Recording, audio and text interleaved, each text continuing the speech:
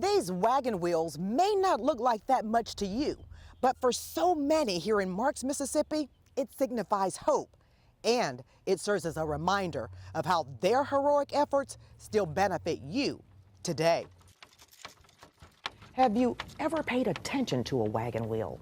The wheel is symbolic of motion, continuous motion. It revolves on an axle. It thrusts not just a wagon, but a locomotive, vehicle, other modes of transportation forward.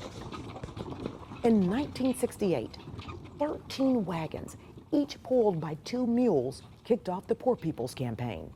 According to the King Institute, the Poor People's Campaign was an effort to demand jobs, a fair minimum wage, and education for poor adults and children. When you think about zero income, that's a hopeless state to be in, and there's thousands upon thousands of people here in the Mississippi Delta without any income whatsoever. Dr. Hilliard Lackey is president of the Mule Train Historical Society. Lackey says Dr. King did not know this would be his last attempt to bring attention to the war on poverty. He was shot and killed in Memphis, Tennessee before the actual wagon ride began. Those who participated saw it as a way to honor his life and legacy, finishing what he began. The only thing that we had to look forward to was just going to church on Sundays. There was a lot of hopeless people in this vicinity, in this county especially, in this community. And so the mule train was to bring hope. And 53 years later, wagon wheels or markers will mark his visit to the Mississippi Delta city.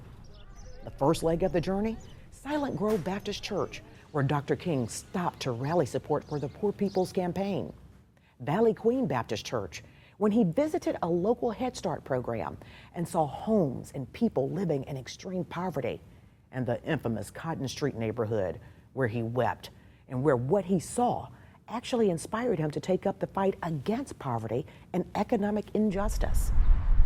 Then there was Madison S. Palmer High School, where nearly 300 students and 13 teachers left the school, to the groundskeeper's house, where a high school science teacher housed and took care of the mules, Tent City, and the Quitman County Courthouse, where the protest was met with violence by state troopers. A teacher and student were injured on the courthouse lawn. Finally, the jailhouse or sheriff's office, where Ralph Abernathy then decided to bring Memphis into the fold, recruiting Bluff City residents to protest. By late that afternoon, 8 buses full of protesters from Memphis arrived ready to join the mule train.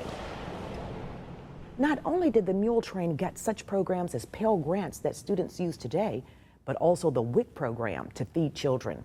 It also helped set the stage for future social justice movements. Voices of America's poor were heard, and poverty became visible, clear. We got the Fair Housing Act of 1968 while the mule train was in progress.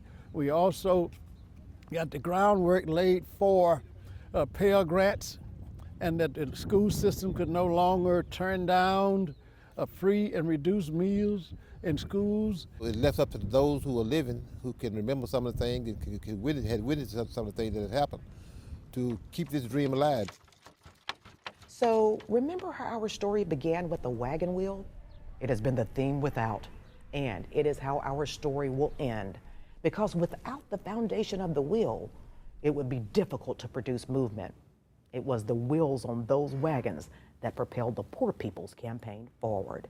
And these wagon wheels will now be parked permanently in Marks, Mississippi, along the Mule Train Interpretive Trail. In Quitman County, I'm Katina Rankin, Local 24 News.